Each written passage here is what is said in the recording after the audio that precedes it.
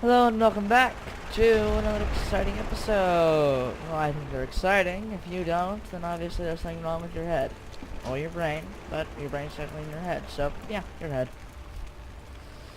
Okay, we're visiting some shrines and some, places in Pandaria, and then we're gonna kill something, and I'm looking forward to that kill part. No, why not start off with that, considering he's so close? And considering he won't shut up. Oh, hey, a Hosen speech. The language of the Hosen is steeped in mystery.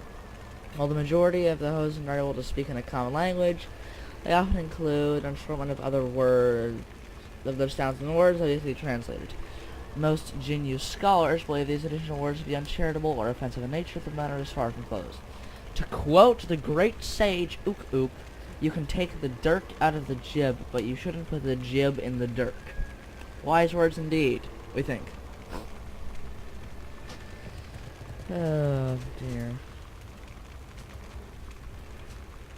Alright, let's go kill something. Well, that was nice. A bit of humor there. Oh, and then I'm gonna murder this. Ow. Wow, that thing is actually quite huge. That thing is massive. What's that guy eat? Jeez. Alright, Duke Ukum, prepare to meet my fire. It's looking forward to meeting you. It's been wanting to see you for a while. You know, the one that won't shut up and needs to die in a fire. Nothing, you're gonna die in a fire. I mean, sure, I'm attacking you. Oh, wait, you are gonna die in a fire. And you are dead in a fire. Rawr. Yes, fear me, I am the Hosen Slayer. Hello, stranger. You are making quite an impression with the local Hosen. I dare say they are starting to fear you. You must be one of those folk from that sky ship that crashed. I have many questions for you, but this is a terrible place to chat. Please, find me in the Cave of Words, just up the hill here, when you have time to speak. Ooh, what? Whoa. Well, that was odd. Lore Walker Cho, eh? Huh. Well, nice to meet you, Cho. Just gotta go visit some places, discover some shrines. That is not the right direction. That is definitely not the right direction. Okay, heading this way. Maybe we just have to go up this way. Oh, hey, Duke Ukum's back. Yeah.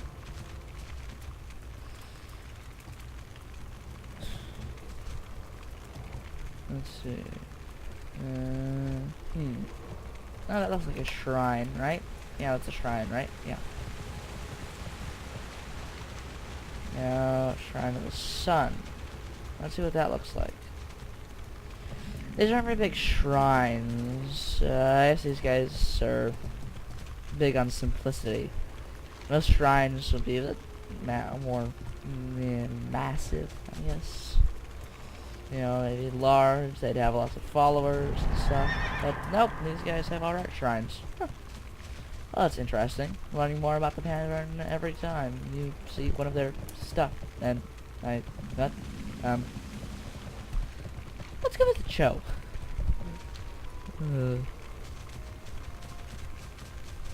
So many bamboo trees.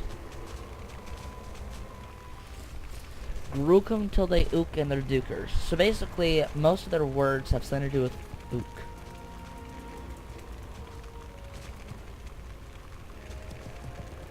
And then there's, yeah, so,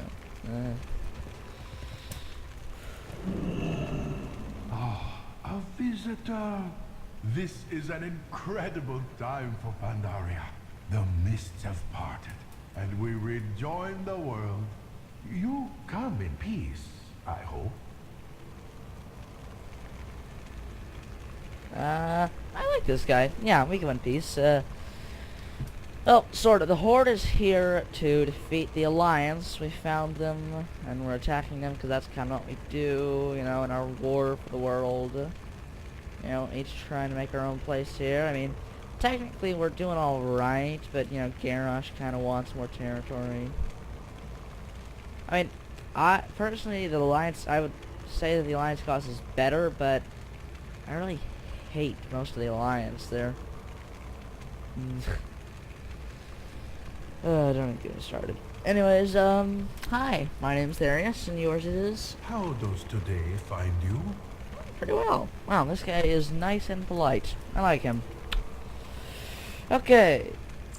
Rush. People always in such a hurry. Tea. Discuss his plights. Okay, sure. Jade's serpent guide you. Here, Voidwalker, go watch the entrance. Oh, tea. A lovely tea.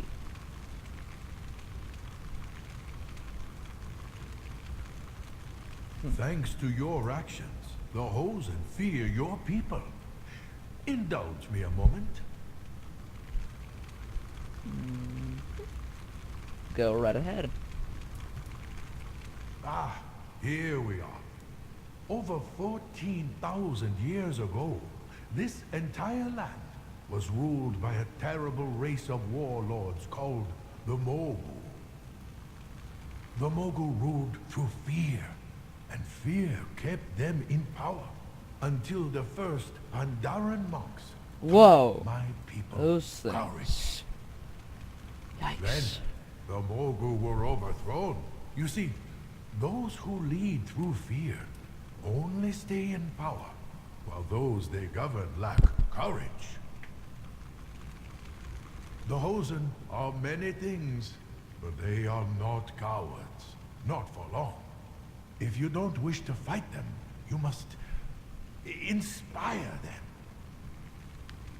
them. Nice words. Interesting. Actually, that was a very nice analogy you pulled about the whole Mogu thing. Not only did it teach us a little bit more about the Pandaren and, you know, what those statues were about, but it also gives an example of how we need to do something more than simply destroy the Hosen. That's not going to be possible considering the vast length of Pandaria. It costs too many resources. It'd be better as an ally. Of course, they're also monkeys. Monkeys! Greetings. I would help you, traveler, but first I would like to learn a little bit about this horde of yours. Oh, where have my manners gone? Technically, I suppose I am the host here. Allow me to tell you a little bit about myself and my people before asking questions of you. Farewell. Follow me, traveler. Let us get to know one another better. Ah, sure.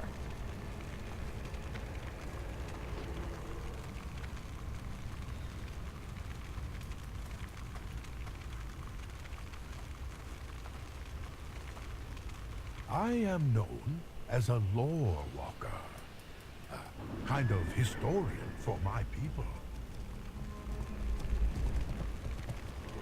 I know he has 60% speed, so... As such, knowledge is my armor, and I carry a quill in place of a sword. this is gonna be annoying. Much of Pandaria's past is shrouded in mystery, even to us. Annoying. A lore walker's sworn duty is to rediscover our history, to rend that shroud, piece by piece. This demands a tireless search for ancient clues, and the wisdom to interpret them.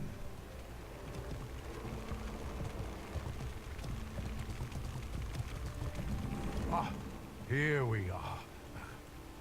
Be careful.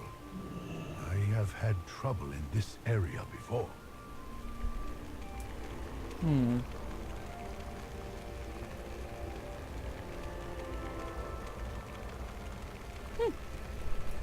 Alright. Guard the entrance. pathway, rather. Oh, Joe, what you got more to say?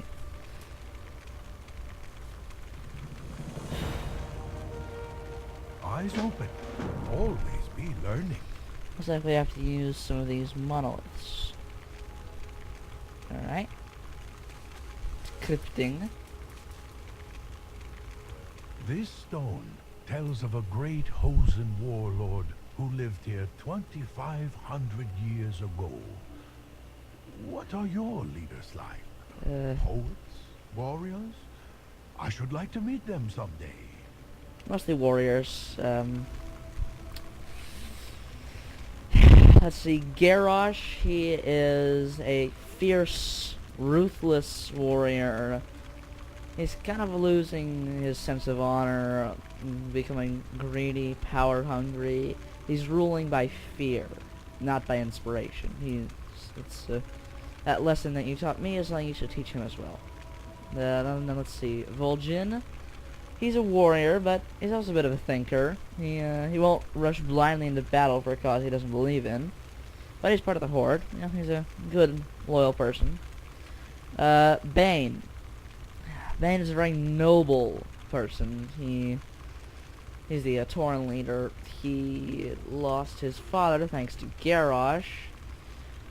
But he still is part of the Horde, and he still serves under Garrosh because he knows the Horde is the best place for his people right now. Warrior, but definitely a noble person.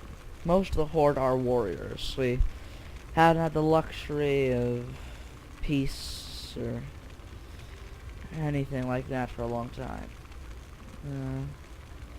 That cover, and then of course there's Gallywix.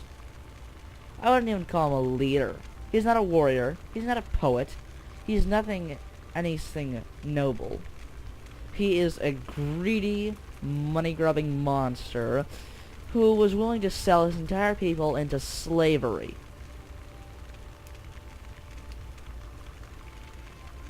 Yeah. He's the goblin. You might know. If you know anything about goblins, you know that description fits a lot of them. Alright, let's head over to the Eastern Kingdoms. There's some leaders over there, such as Sylvanas. I like her. Sylvanas is she's alright. She's a bit cold, but very, you know, she's all about, you know, the Forsaken and what they need. Definitely a warrior, also an archer, which I like. Wow, she has been through a lot. Defended her homeland very well until it was attacked by the Scourge. She was then raised as a banshee, tortured, recovered her body, drove Arthas away, and claimed her lands. Death has done a lot to her, but she's still a good leader. The other Eastern Kingdom leader. This is the leader of actually my own race, Loremaster Theron. For a Blood Elf, I actually don't know much about him. He was a ranger who served alongside Sylvanas. He's a well-enough leader. He fought against the Horde originally, and fought against the Scourge when they came. Yeah, so, usually warriors. Matter of fact, all of them are warriors, except for Gallywix, who I wouldn't count as a leader. Kind of depressing. But let's move on. There's more to the crypt and more for you to learn about my cultures. Right, I'm out the of stone. range.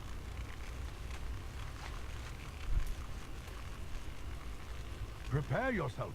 Sorok raiders approach. Yeah.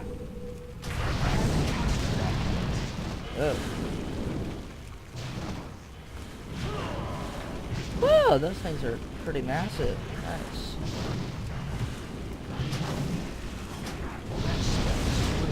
Sorok have plagued this land since the time of the Mogul. They are impossible to negotiate with. But we never stop trying. We fight them only as a last resort.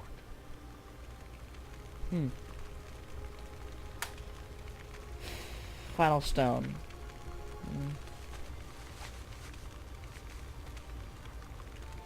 Thank you for your help.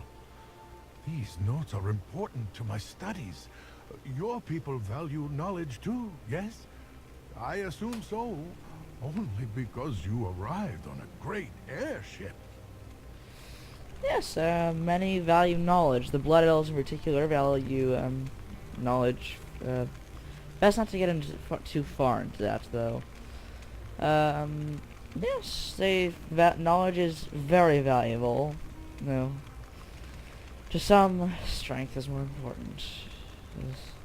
Let's continue on. Welcomes you. Tread lightly.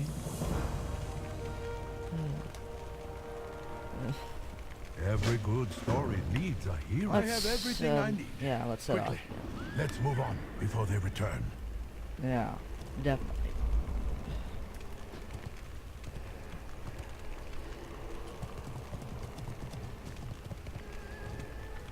Enough about Pandaran history.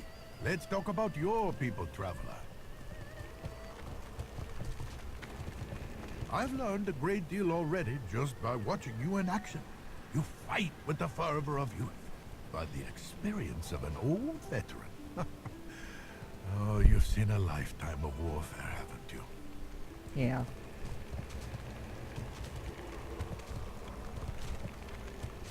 This is the world of Warcraft.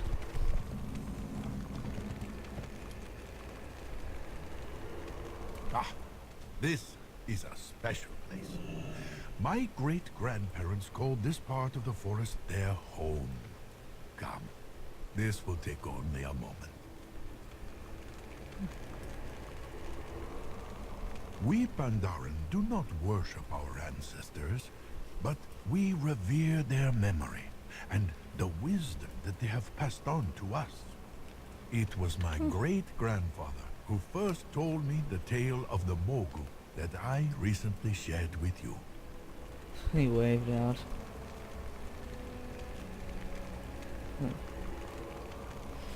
Alright, well, that was... Hello. Eyes open. Always be learning. Ah, he wants to see about my people, as in my specific race, the Blood Elves. I hope he doesn't see too much. Because, honestly, everything about every race in the Horde except the Tauren has some pretty dark history. Fair, I would very much like to hear about your ancestors, stranger. Light the incense, and let us reflect on where you came from, eh? Okay. Noble is your lineage. Your people possess great power, and all the terrible burdens that come with it. Equally great has been your suffering. Now, I see why you call yourselves Blood Elves. There's 2 Night Elves in the back. Let's take a look at this. So 2 Night Elves, they were the first elves, and then as you can see here we've got various High Elves and Blood Elves, I would assume. Yeah, we have suffered a lot.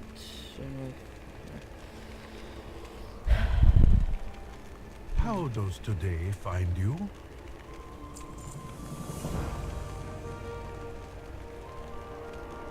Every good story needs a hero. Interesting. Well, that was definitely enlightening. I like that, yeah. So, if we check here, that's not actually part of any of, like, the major quest lines. However, this is actually my favorite part of the Jade Forest so far. Just because I am a lore nut. I love lore, talking about lore, listening to it, reading about it, you know. I love all the World of Warcraft books, and so this has been a bit of an indulgence for me to, you know, be talking about lore. So, it won't be like that for most of the other episodes, because I know it can probably trail on, get a bit boring, but yeah, it was nice. So, to make a distinction. This is, since I know that the next quest are the start of a quest line. See you all next time.